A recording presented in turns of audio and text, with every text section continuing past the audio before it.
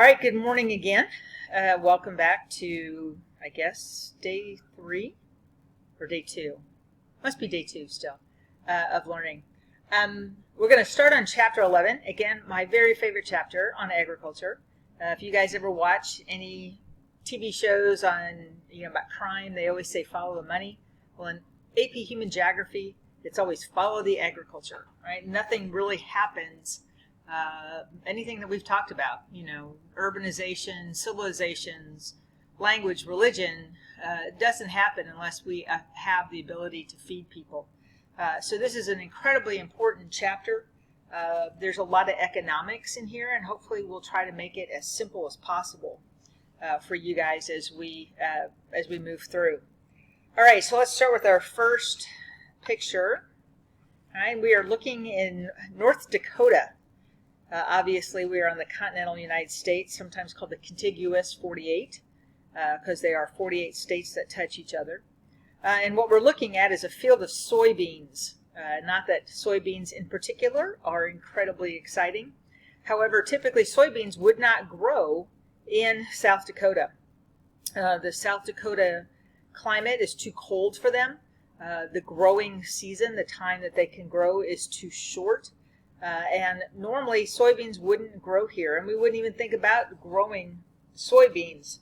But there's a couple of reasons why. One, in the United States and across the world, we are looking at an increase in the growth of biodiesel industry. What that means is different fuels that are being supplemented with different kinds of, bio products.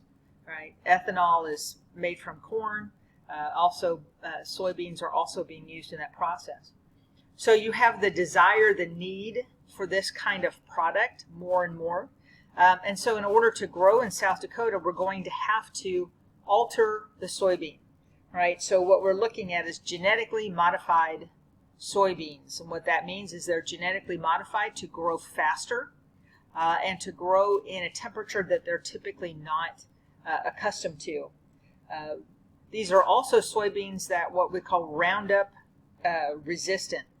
What that means is that they're made by probably Monsanto, which makes Roundup. They are beans that we can go ahead and put different types of pesticides and fertilizers on them without damaging the beans themselves. Roundup, usually if you've ever used it, and you probably haven't, but it kills everything it touches. In this case, these are somewhat resistant to that. We know that a lot of the foods that we have now are genetically modified, but we also see in advertisements and what have you that there are a lot of people who are resistant to or don't want genetically modified organisms, and we'll talk about those as we go throughout the chapter. In response to these types of agricultural industries that can grow more food, and in places that we haven't grown food before, you have organic agriculture.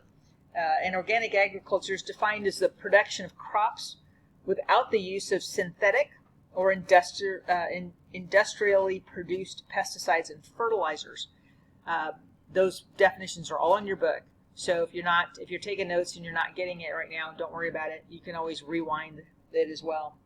If we look at this chart, you'll see that organically produced commodities are sold all over the United States, and the value of them continues to grow. In 2012, it was over $3 billion of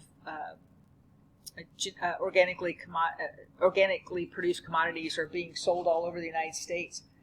The greatest demand, of course, is in the wealthier areas because it's more expensive to organically grow. You can't grow in the same volume, so you don't have as much, so you're going to have greater prices so wealthier people can afford them. But you can find organically produced agriculture all over the world. As we spoke about the last time in chapter 10 about development, that most of the peripheral world are subsistence farmers, and those subsistence farmers are organic. They can't afford the Roundup resistant crops that we talked about earlier, and we'll talk about them again. So most of them are using techniques that are centuries old, but they are organic as well. We can find organic agriculture in all parts, core, periphery, semi-periphery, but most of the organic food in the world is sold in the core. Organic farming helps for some of those peripheral farmers to not have to be in control of large agricultural companies. It also benefits farmers outside of the core as well. Most of the organic foods that we will see in the periphery and the semi-periphery are produced and grown for export, which means they're not being consumed by the country that they are being produced in, but they are being sold elsewhere. In some cases, those profits again are going to foreign companies that are not part of the country that the food's produced in. But we'll also look at different ways that other companies like Fair Trade, which I've mentioned before, is helping those farmers to continually get more and more benefit from the process. And we'll also look at organic benefits to the environment as well.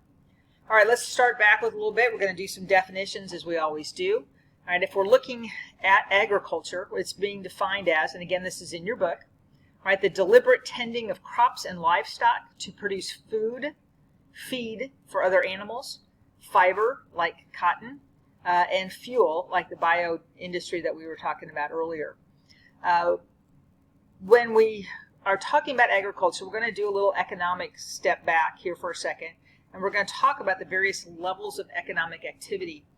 And again, I'm hoping that you can see how these will, these are all part of the whole, the core periphery and semi-periphery things that we've been talking about. We're going to start with 4 types of economic activities.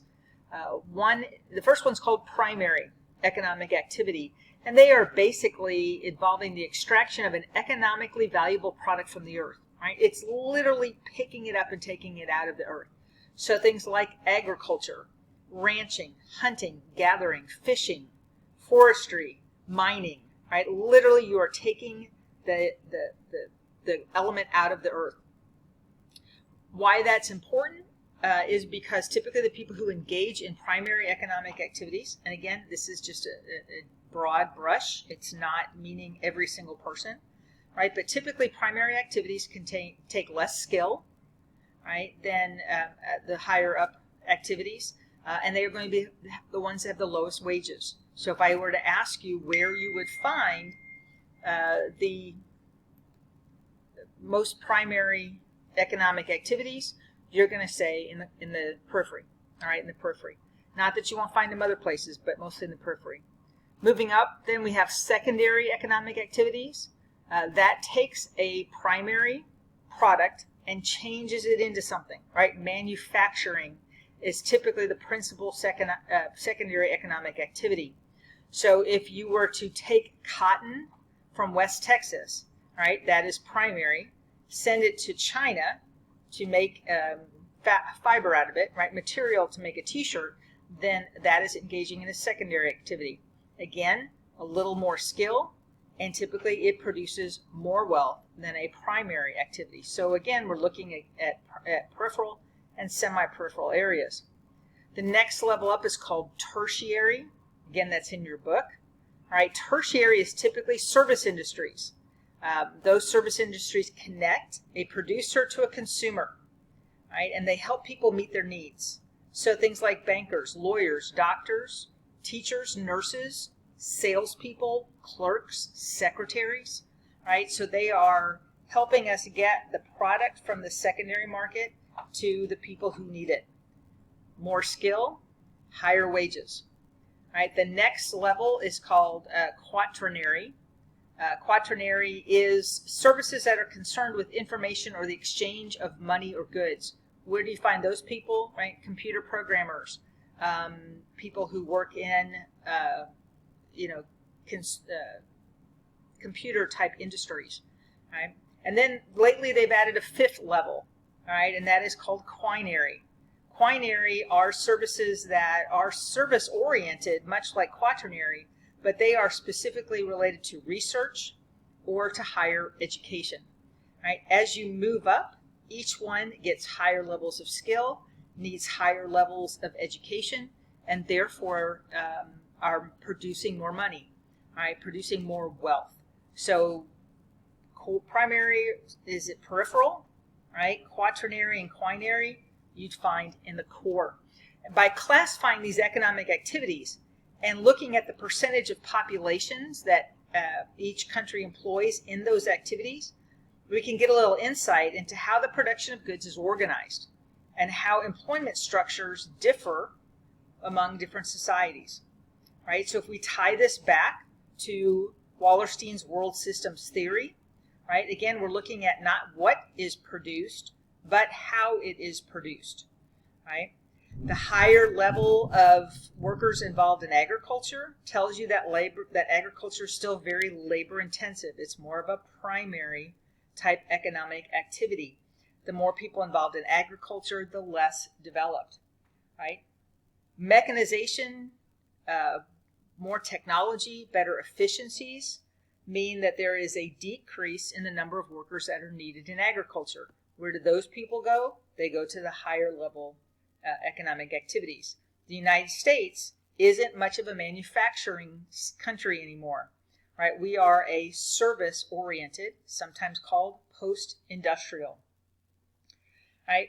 So let's then tie that back. We're going to then go through the history of agriculture, right? And we're going to tie in those economic activities as we go through, and then come back to chapter 10 as well and tie in development, right? Again, if you get an AP question with all this good stuff in it, yay for us, right? We're gonna knock it out of the park. All right, so if we start at the very beginnings of agriculture, right, we're looking at primary economic activities. Mostly people were hunter-gatherers, right? Very common way of sustaining themselves and their families, right, was hunter-gathering. And it really depended on where you live, right? If you were living in the Midwest, you were, hunting bison. If you were in the Northwest, of course, you were probably fishing. So it depended, hunter-gatherers depended on where you lived. It also, the size of your clan, of your tribe, depended on your climate and what resources were available, right? Better resources meant you could sustain a larger clan. The larger the clan, right, meant probably that there were people who were doing some other things, right? Some people who were perhaps taking hides from bison and making them into, materials and what have you, right? Before developing agriculture, hunter-gatherers worked on tools, right, that they would use. They worked on fires so that they could cook food, clear land if necessary, as well as adapting to their environment, right? They were incredibly adept at following the migratory patterns of animals, right? Animals migrate to their summer homes, their winter homes, and hunter-gatherers would follow. It is there, which we're going to get into in the next video, that we'll start to look at the first agricultural revolution. As people followed the animals, probably the women, who were the ones that were the gatherers, noticed that certain plants were always in the same place, and eventually they're going to notice that seeds grow into things, and it's going to change the face of how people live, right, and how they sustain themselves, right? I'm going to finish this one. You are not going to have any kind of questions to answer because you guys had your quiz. So anytime there's a quiz and a study guide that's due, you will only have one set of questions to answer. You did those for chapter 10. So for this particular one, there will not be a set of questions, right? Please make sure you're checking Blackboard to keep up with any homework that's due, right? Remember, all of your study guides are now available in a Word document. That's the one you should use. Type the Word document, and then you're going to upload it as it's indicated on your daily activities, right? Your assignments for each day. Again, if you guys are having any concerns or questions or ideas that you think might help make this a little bit easier to do, other than, completely taking away homework, please let me know. Send me an email and make sure you're checking in every day. All right. Thanks, guys. I'll talk to you tomorrow.